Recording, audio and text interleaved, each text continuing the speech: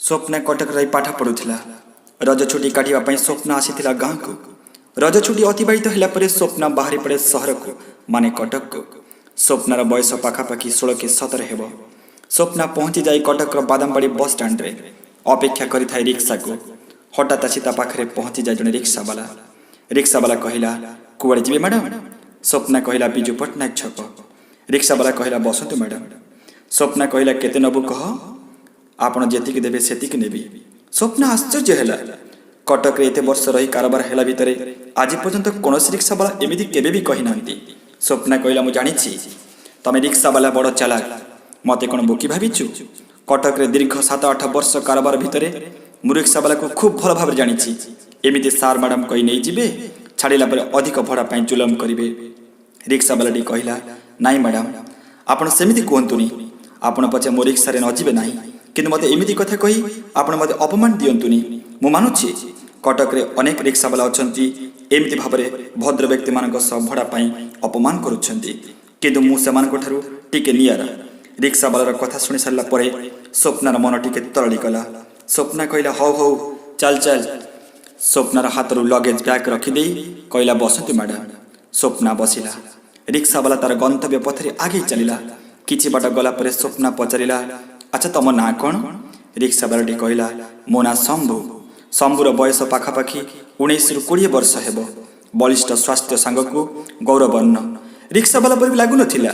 Swapna smart और सुंदरी कहीं केजाणी स्वप्नार मन अनेक प्रश्न उंकी मारिला। से पचारिला दुनिया रे अनेक काम थाउ थाउ तुम रिक्शा चलना को कहीं निजर वृत्ति हिसाब से बाछि नेला। शंभु आरंभ कला तार प्रकृत कहानी। मो बापा माँ मु गोटे बोली पुओ मो तले 2टा सान भौणी।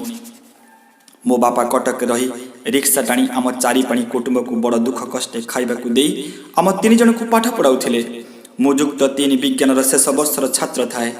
हठात बापांकर हार्ट अटैक देहांत हो गला। घरे मोर विधवा माँ मु 2 जन भौणी को आहार देबा पाई मु चाकरी खोजिली। ए ऑफिस रु से ऑफिस दौड़ी दौड़ी मु थकी पड़िली। घरे ओलिए खाइले 2 ओली उपास। तेणु भाविली वर्तमान परिस्थिति को सुधारिबा पाई बापांकर रिक्शा थिला मोर शेष संबल।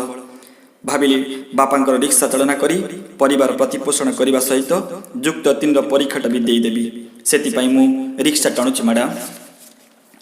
कथा कहू कहू तार 2 आखिर छल छल लुह बाहरी आसुए और तार से चिरा गामुछे लुह तक पोछि दौथाए।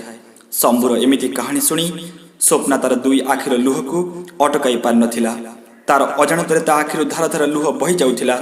कोहभर कंठरे स्वप्ना कहला मु तुमको साहाय्य करिबी पाठ पढ़िबा पाई। एति कथा भितर स्वप्नार घर आसी सारी थाए। स्वप्ना कहला एठी रख। रिक्शा रहिला। स्वप्ना खंडे 500 टंका नोट बढ़ाई दे कहला ये होची तम पाउना ये होची मो मोबाइल नंबर मते कांटेक्ट करिबो मु तुमर समस्त पाठ पढ़ा खर्च बहन करिबी ओके। शंभु मोबाइल नंबर नहीं 500 टंका स्वप्नार हाथ को फेराई दे कहला मैडम आपण मते एते बड़ साहाय्य सहयोगर प्रतिश्रुति देलेनी मु आपनक पई ए मुंड छाल तुंडरे मारी परिबिनी। एतिकी कही शंभु रिक्शा नहीं चली गला। किंतु शंभु पई स्वप्नार मन जेति गोटे शून्य स्थान हो रहीगला। स्वप्ना शंभु को सब प्रकार साहाय्य सहयोग कला। शंभु युक्त 3 विज्ञान परीक्षा रे प्रथम श्रेणी उत्तीर्ण हैला। तापर ताकू मिलीगला गोटे छोट चाकरी।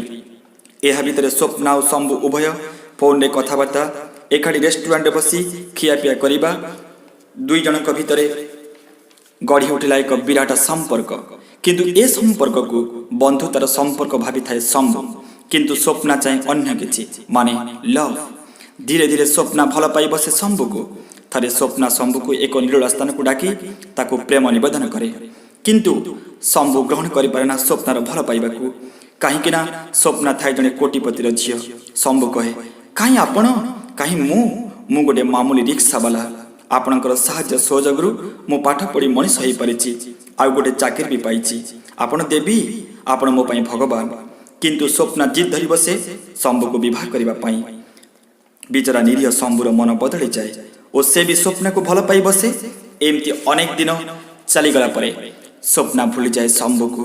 शंभु किंतु ता निरीह सरल मन रे पागल परी भल पाउथाए स्वप्ना को। यह भितर शंभु आहुरी पाठ पढ़ी मेडिकल साइंस रे ओडिसा रो 2य नंबर सिलेक्शन रे डॉक्टरेट करुथाए। तापर शंभु हो जाए जने भल डॉक्टर। यह पर स्वप्नार बापा ସ୍ୱପ୍ନର ଅଜାଣତରେ ଶମ୍ଭୁ ସହିତ ବିବାହ ପ୍ରସ୍ତାବ ନେଇ ଯାଆନ୍ତି। କିନ୍ତୁ ଶମ୍ଭୁ ଜାଣିନଥାଏ ତାର ସ୍ୱପ୍ନା ସହିତ ବିବାହ ହେବାକୁ ଯାଉଛି। ଏପଟେ ସ୍ୱପ୍ନା ବି ଜାଣିନଥାଏ ତାର ଶମ୍ଭୁ ସହିତ ବିବାହ ହେବାକୁ ଯାଉଛି। ବାପା ମାଙ୍କର ସ୍ୱୀକୃତିରେ ଦୁହେଁ ଦୁହିଁଙ୍କୁ ବିବାହ କରନ୍ତି। ବାସର ରାତିରେ ସ୍ୱପ୍ନା ଶମ୍ଭୁକୁ ଓ ଶମ୍ଭୁ ସ୍ୱପ୍ନାକୁ ଦେଖି ଆଶ୍ଚର୍ଯ୍ୟ ହୋଇଯାଇଥିଲେ।